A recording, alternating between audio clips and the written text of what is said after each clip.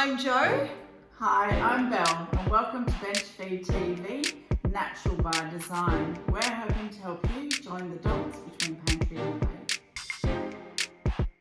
Righty, so let's dive right in and talk about our first thing, which is really important. It's obviously the foundations, it's the base, it's the beginning, and it will lay the pathway for everything that we're going to go into, and that is the pantry to plate cycle. Yeah, we really identified this in our conversation, that everything about food and how we handle it, how we consume it, bring it into our life and what we do with it, it has a cycle. And so that by explaining that, we hope you'll understand where we're coming from on a lot of what we're doing. So Jo, how do we identify that it was a cycle for us? The importance of that, I guess. Everything is a cycle. We do run in cycles. We run in a life cycle. The earth runs on seasonal cycles. We have seasonal vegetables and fruit. Seasonal eating. So there is a symbiotic, cyclic relationship in everything. You know, birth, life, death. Women have cycles. There's lots of cycles all around us. And we identified that, we actually sat down and kind of nutted it out, that there is a cycle that you travel through when you are engaging in your cookery. And identifying that, we identified for ourselves a way that both Jo and I make that an effective process for ourselves. You know, we're always busy. You want to eat, okay, but we don't want it to be an all-consuming process. So how are the ways that we've made it more efficient, more effective, and more enjoyable, more fun, all those things that we looked for? And it was identified throughout the whole cycle that we've looked at here. Absolutely. And also the fact that if you can identify the cycle, you can tweak it. If it's not working for you, you can implement things into it. Or you'll probably come to find that you've never looked at it like this, but the cycle does exist nevertheless. So our cycle, you know, it started with, we're talking pantry. So how do we even arrive at a point of identifying our pantry? That was our starting point. What is our pantry that begins that cycle? So that incorporated everything from different recipe books. Jo and I've got a few the same, to other sources of information, what staple ingredients we have, what we like to work with, what's in season, what we're using. This became, you know, a part of what we were identifying as our pantry. So that was the first point in which we started with our cycle. Yeah. And so we identified there's like 5 or 6 key points in the cycle. I'll just quickly tell you what they are, and then we'll run through them. Sure. So the pantry to plate cycle starts with your pantry staples, and then it moves on to your shopping, and then it moves on to how you store your products. We move on to food preparation, leftovers, and then wastage. So that's the cycle in essence. And it runs continuously like any circle cycle does, because you know, once you finish it, you start it again. Absolutely. Well, that's how we found it was working for us. Each of those areas, each of those points in the cycle have various elements that you'll hear us talk about as we're going through the different aspects of what we might be creating, looking at it, the Thai ingredients we might be using.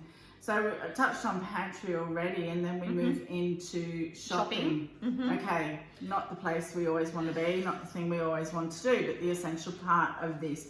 How do we make it a bit more fun? How do you make shopping a purposeful and, and achieve the best outcome for yourself when you go shopping? So it's not droning. So although it's repetitive. It can be repetitive. So I do change it up. Some of us are strict list writers. Some of us are foggy dreamers, and either way is fine. I just have identified what works the best for me, and what works the best for me usually is I tend to be really savvy when it comes to economy and shopping. So I'm looking at what the specials are, and then I'm getting those specials and gauging my meals around those specials.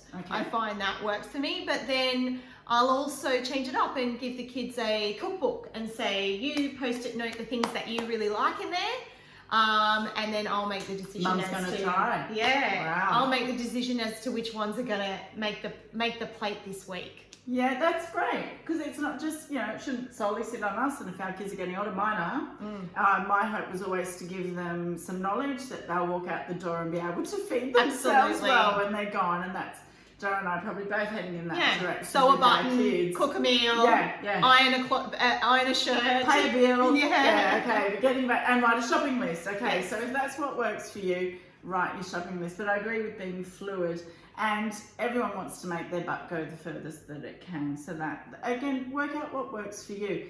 But by knowing what's in your pantry, then you create your list. That enables you then to minimise wastage, a bunch of other things that we'll sort of talk about as we go along. Yeah. But I'm a bit of a shop, write a list, have a bit of an idea, but I like to see what's out there. And again, being that person, and I guess, I have a skill attached to it, but I'm brave enough to try something new. I'll get curious, Yeah. And if I don't purchase that item at that moment, I'll go home and look it up and go, oh, what could I do with that, because I'm interested. Yeah. And then maybe pop that on my shopping list for the next time. Yep. So then we move on to how do we store our products, which is a biggie, because the way in which you store your products and also arrange the stuff that you store can either make or break you. Well, that's where we identified time efficiency, I guess, for both of us, didn't I? Definitely. We know we've all used different strategies. What have you found? Well, just one really basic thing is that I buy usually my meat in bulk. Yeah. And then when I store it, I'm not going to store it the same way I bought it. Yeah. I'm going to split it up, which is probably a no-brainer for everyone, but some people aren't doing that, or some people are just starting to graduate into, being a family. So they haven't had to shop like that before. So I buy it in bulk, and then I split it up so it stretches, and I don't have to defrost the whole entire lot when I then want to use it, because then I've got an excess. It could be the other side, where you're actually starting to have older children that aren't home for dinner often, exiting the door, and you've got to start to bring that back down from that large amount that you were cooking. Okay, so again, we're trying to minimise the wastage. And this often comes from conversations with your girlfriends, as you do. Yeah. I've heard different girlfriends. And your boyfriend. Yeah, true. Let's bring them in the kitchen. And your hubbies and your kids. Yeah, and definitely. Okay, this is a joint affair. It is. You might do all your preparation, and that affects your storage because you do it all on a weekend for the week ahead. Okay, so the aim of storage is make it work for you, keep it simple, keep it effective, and minimise your wastage. I guess they're Definitely. that we look at. The next step in the cycle is the food prep. Really focused on not double handling if you don't have to. Yep. Time efficient again. Identifying the cycle within your cycle, what works best for your family. Are you someone that needs to food prep together with your hubby or your wife on Sunday night because you're both workers? Which brings community, which is, again, there's been a thread of that. Get the kids on board, if they can. Are you somebody that needs to, it's just about identifying your inner cycle and making life easy for yourself. Yeah, so we're not here to dictate that. We'll share some of the stuff that's worked for us. And if that gives you a moment to pause and think, hey, can that work for me? Then awesome. We're really pleased to have shared that with you. Because at the end of the day, we also, in making it effective in what we use, making it exciting, leftovers are a thing that you either really want or you really don't want. I know when I've got a bunch of teenagers at home, leftovers aren't around for very long. So they can be effective. We want to use them, but it's also leftovers in the way of, something's in the fridge, I haven't used it and I'm going to lose it. Yeah, well that goes from your food prep to your leftovers, which is the next step, the leftovers. Yeah, same. Like, I will overcook a meal sometimes to store it and to keep it as leftovers so that I'm not under pressure during the week to cook a night that I don't feel like I want to cook. They can just whip that out of the freezer and I don't have to worry about that. Yeah, absolutely. No, for Belle, she said, there are times now where she's here on her own and she couldn't be bothered cooking for herself. Freezer's my friend at that moment. Absolutely. There's always something to pull out of there. So it's whether you take it then and get it to the freezer or whether you create. So we also talked about this idea. Yes. We each have a dish. We identified there's probably multiple. One dish that became my leftover dish each week. So it was fried rice, and every conceivable vegetable that was left before I was heading to the next shopping, all nicely chopped up, looked like a rainbow. Kids loved it, took it for lunch cold the next day. So that was always my kind of leftover dish. Yeah. Have you got a leftover I dish? do. I've got one. It's got sausages and all different types of vegetables and a bit of pasta mixed in, and it's a Yeah. really nice hearty meal. And back in the day, it was like bubble and squeak. Yeah. Yeah? Yeah. That's so what they used to leftover call it. isn't the cooked meal as such, but it's kind of whatever might be left over and hanging around in your fridge. What are you going to do with it? You know, if fruit looks like you might lose it. You know, I can have a bunch of bananas and suddenly no kids because they've all gone for the weekend. Chop it up in the freezer. You know, and that you can do that with multiple things. Yeah, or juice them. Like that's what we do in our house. We Unreal. juice everything pretty much when it's on the turn. We will juice it.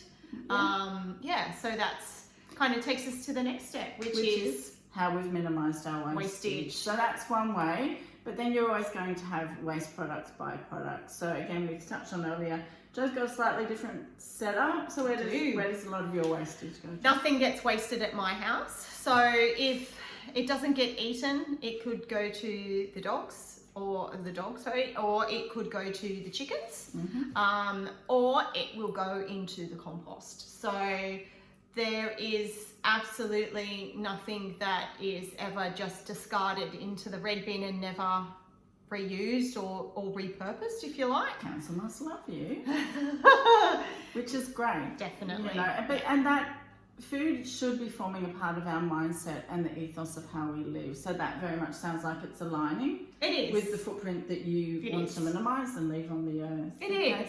Again, I have the same ethos but a different living arrangement. So I haven't, albeit that I might be able to transport to Jo's chooks occasionally. But your council does provide, and your local community does provide for ways in which. But if you've looked at your pantry to plate in those other steps, you should have very little left at the end. And then just using your recycling options. You know, if you've got a worm farm that you can create, there's multiple ways in which you can do it relevant to the space that you might have around you. So just make that work for you. Bring that mindfulness there. And I guess that's a lot of what this is about. You know, not just cooking, not just grabbing out of the pantry mindlessly, but let's bring some mindfulness to it. Let's bring some conscious living to each and every step that we do. And we find that we're a pretty joyous bunch because of it. Definitely. Yeah. My life feels enriched and full, and I enjoy seeing the little secrets within themselves that reveal themselves. You know, cut the head off a carrot, put it in a bit of a dish of water. In 3 days, you're growing a little sprout from it, and you can plant it in the garden. Like, what a cool little secret that is, you know. Curious cat in the garden, yeah. Curious cat in the kitchen here. Love Definitely. It. So awesome. We are going to kick off our next episode with some cooking. And we would like you to join us through our next episode. And what are we going to cook first cab off the rank? All right. The realisation with cooking is that it all sounds like it's new, but I'm finding that oftentimes it's all been there before. And we're going to explore some of that as going into it. But the humble Anzac cookie. Awesome. My grandmother made them. I've made them for my kids. They're something we all love to indulge in. Let's look at how you might have something in the pantry that can just slightly adjust how you cook your Anzac cookie, how you add a little bit of punch into that for yourself. Definitely. So stay tuned. Make sure you subscribe to the channel so that you can get notified when our next episode is up. We thank you for joining us, and we look forward to seeing you on Bench Feed soon. All right. Bye.